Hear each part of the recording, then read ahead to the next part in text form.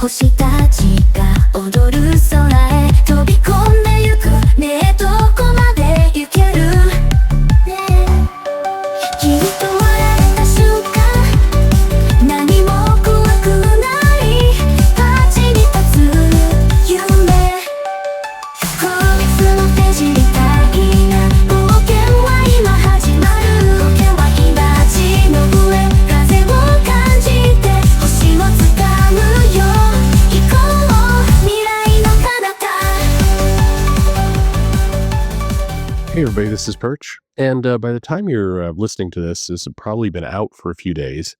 That the Death of the Silver Surfer issue came out, and it didn't actually deliver on the death of the Silver Surfer. If you are a longtime comic fan, a rift is opened up in time and space, and the Silver Surfer, the Norrin Rad version, kind of, gets squeezed into it and vanishes. And as far as deaths go, this one is, I mean, we've seen people shot with, and blood everywhere, and they miraculously come back to life. I mean, when Bucky was Cap and was killed by the Red Skull's daughter, Sin, I think he was impaled by like the staff on the hammer she was carting around, as I recall, and just poked through, and he was fine, as it turned out. So, this doesn't really mean the death of the Silver Surfer. So what happens in this issue is, and to give you just a tiny bit of context, but if this sounds interesting, by all means, go read it for yourself. There's an anti-alien organization. Why? Because, and there's a woman in it who is basically a loyal soldier for this organization. She comes to realize she's mistaken, largely after her mom dies. So she doesn't realize she's mistaken by, a sense of morals or a realization of her. It's more, she comes to realize it when something personal happens to her, which I think in my mind undercuts a little bit the redemption arc there. But anyway, Norrin Rad gives her a bit of the power cosmic, and then when he falls into this space-time rift, then he basically is the power goes into her. So that's the comic, and in the end, she's got this power. She's got slightly different look and feel to her. Her surfboard has more modern notching, and she basically threatens the Earth's heroes with a just wait till you see what I can do, and it's there, and a number of people are expressing outrage and, shock. Can you believe Marvel would do this to a beloved character? And the problem is, to me, it is annoying. It is frustrating. It is, I mean, it's dumb. I don't like it, but for for me, a more honest comic reason, I don't like it. I don't like it because it's meaningless. Do you remember a couple of years ago, or maybe it was 1 year ago, who knows, time flies. We had the Century comic where the Century power basically went into a woman in a wheelchair, and she had the cape and the powers and everything. So what's happened since then?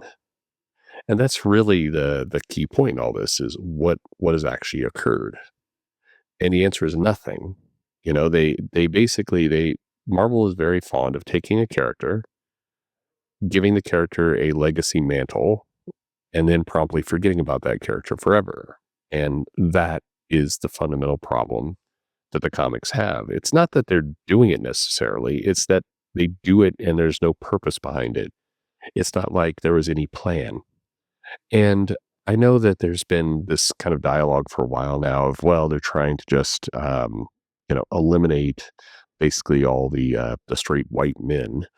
But the challenge is they do this even with white men. You saw the Punisher. You saw a new blonde white version of the Punisher show up. What happened to him? What happens to any of these characters? The problem that I have, why I get outraged is not the right word, but why I get aggravated with all this stuff is that it's basically they're taking the brand, the costume, some of the powers, and they're basically swapping it on anyone. And it's, hey, it's an all new version. And then they promptly do nothing with it. It's not like Jon Stewart taking over as Green Lantern or Rhodey taking over as Iron Man, where there was an actual story and a plan behind it. Hell, even the John Walker takes over Captain America for a period of time. There was a plan. There was a like a general idea of what they wanted to do next.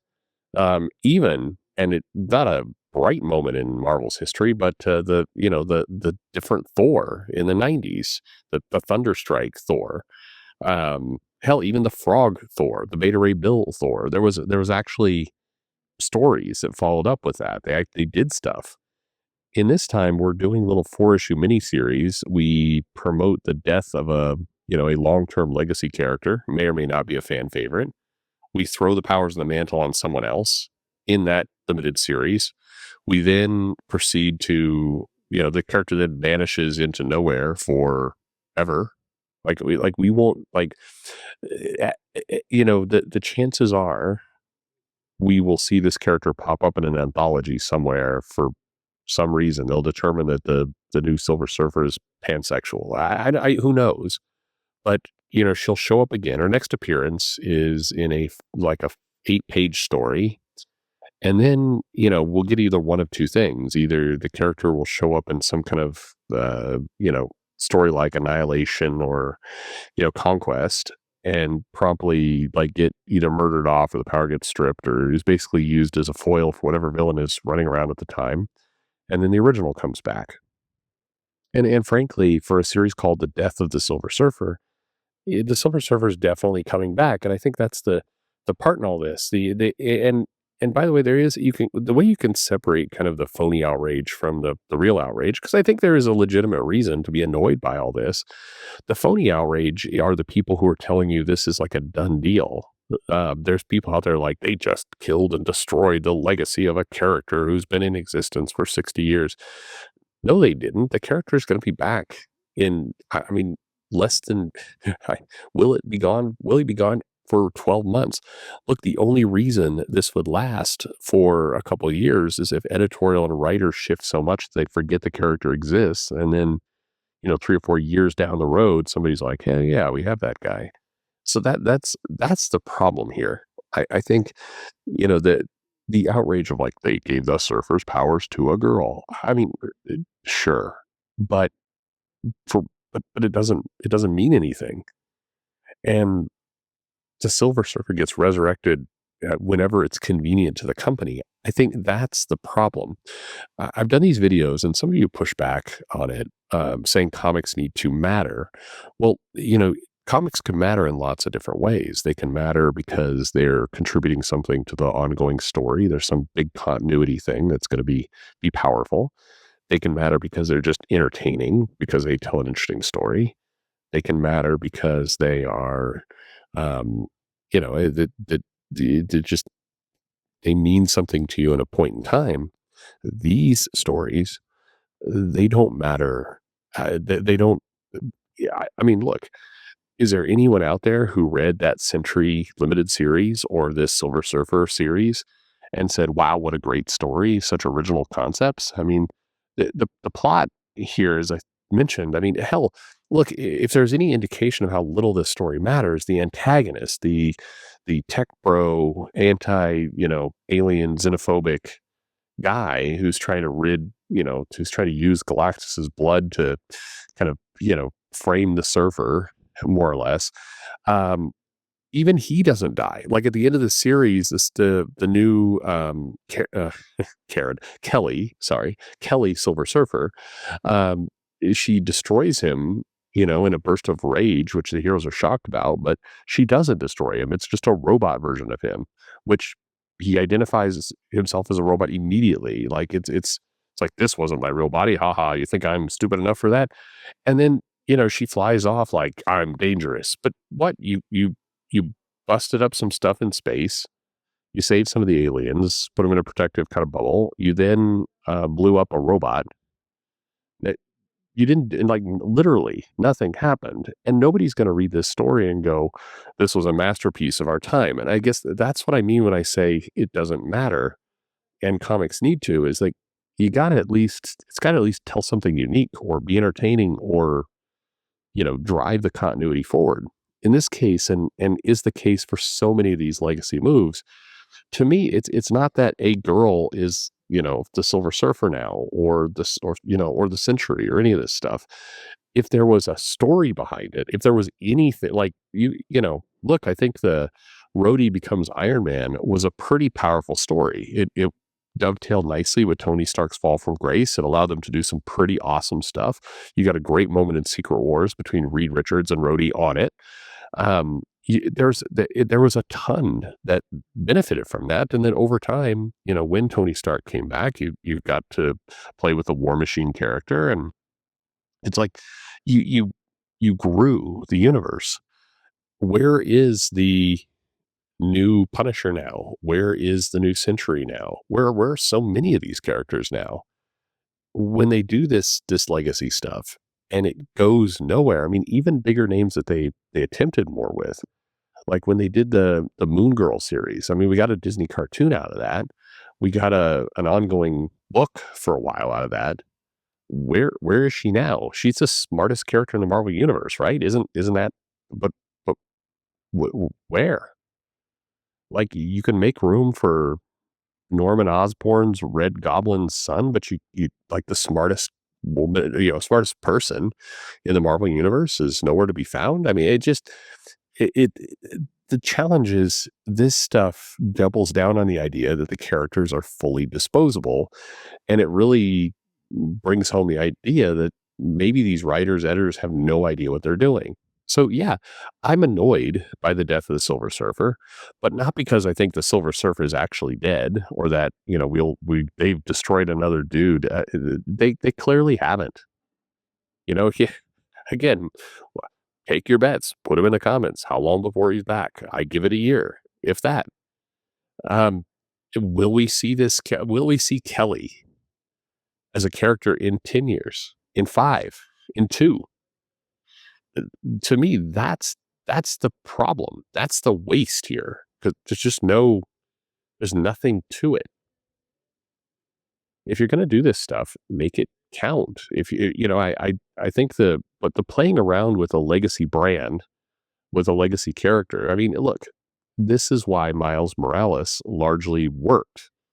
Yes, Miles, it became a alt Spider-Man, but they actually had a plan for him. He actually had unique stories, unique villains, unique plots, things that were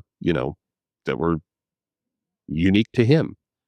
And as a result, we got something out of it. By contrast, you can look at some of these other characters.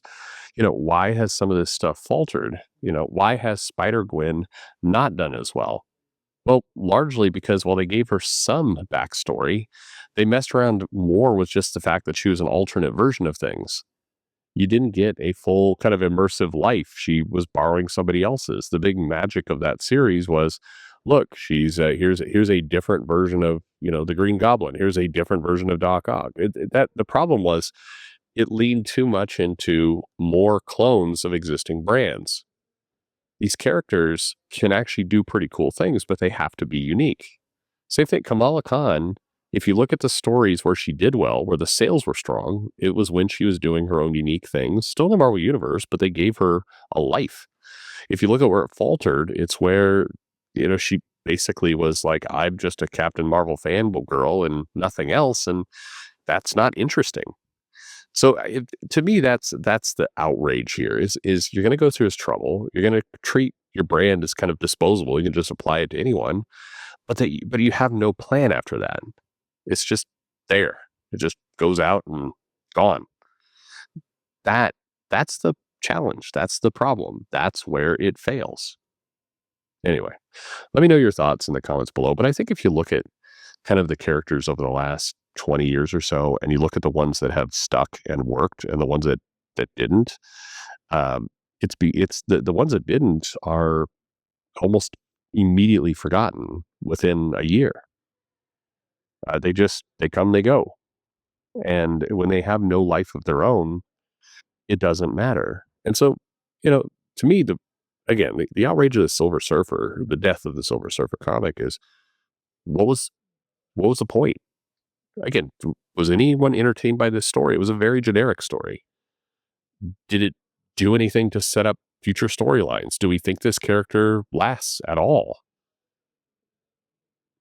Eh, anyway, let me know in the comments below, and thanks for listening.